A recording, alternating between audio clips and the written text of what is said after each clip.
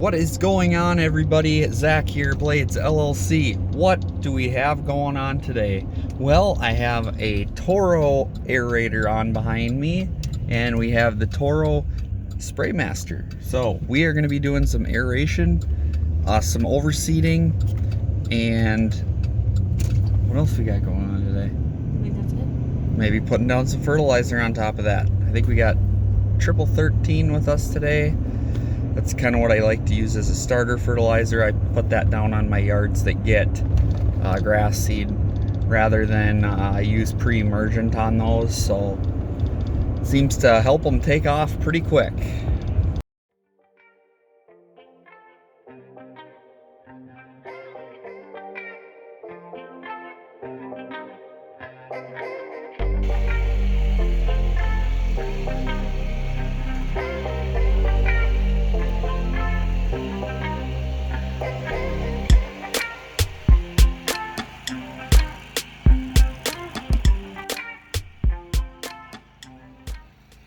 All right, let's get started here. Zach here behind the mic.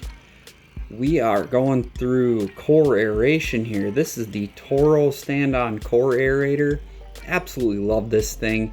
We picked her up from Princeton Rental this morning. Excellent guys to work with there. I'm not sure, I might have mentioned that in this video at some point, but anyways, really love it. And we are at my dad's house here. I think we did 5 aerations today. We did some overseeding, so it takes a little bit of time. Put down some triple 13 starter fertilizer on top of the ones that we overseeded.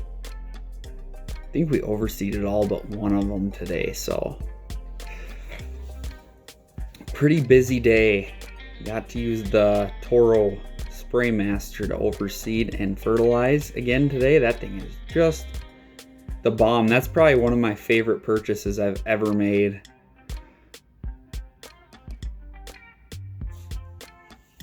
So I'm going to be just dropping in here periodically, talking about some tips and tricks as to maybe why we'd aerate, maybe some tips and tricks as to how to run this aerator should you guys ever use one, rent one, da-de-da-de-da.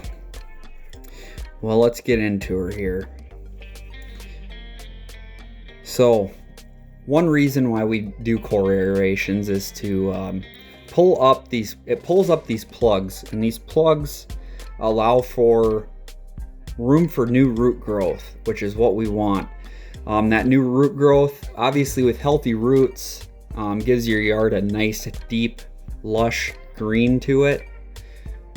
That's kind of what we're going for.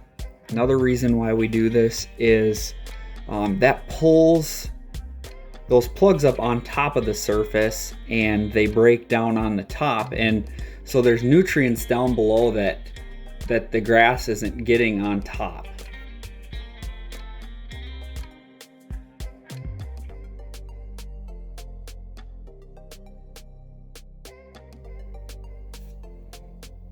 Now, when I run this machine, I like to run a few perimeter passes around, kind of like I do when I mow.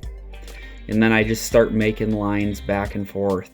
So the unique thing about this machine is that it has a foot pedal on the right side, and that activates the hydraulic, which plunges those, I don't know, that cog, that the part that pulls the core, it plunges that down into the soil, and it lifts it back up, and you can actually set your depth with that. And we're shooting for like a 2 to a 3 inch plug on the surface.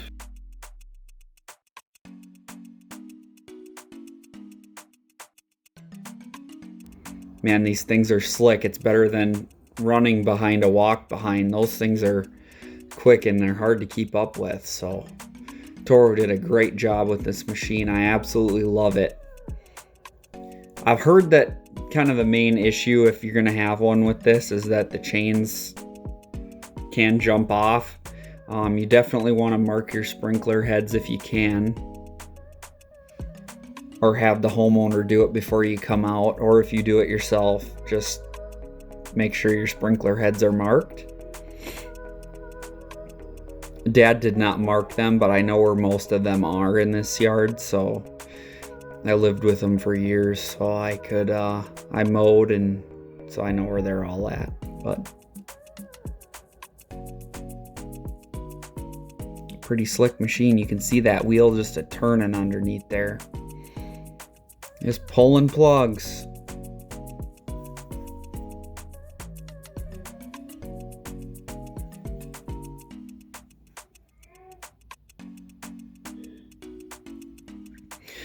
I must say that if you're gonna use one of these, that you want to be really careful on your corners. If you don't lift up and you take a really sharp corner, it's gonna rip up more than you probably want. So definitely be sure to lift those tines out of the soil when you're turning. Sharply, I should say. You can make gradual turns, no problem. Here we're on the 2021 Toro Spraymaster. I am using it to overseed this yard. This has been one of my favorite purchases by far. The thing works so good for grass seed and fertilizer. I just, money well spent for sure. It's only got a little over 6 hours on it now. If you haven't watched any of my other videos, go over and check those out if you would. We're about to wrap this video up here, so thank you guys so much for watching. I really appreciate it. Drop a comment down below and let me know what you think. Let me know if there's some reasons that I missed for aerations. I'd love to hear your feedback. Why do you do aerating? And be sure to like, comment, and subscribe.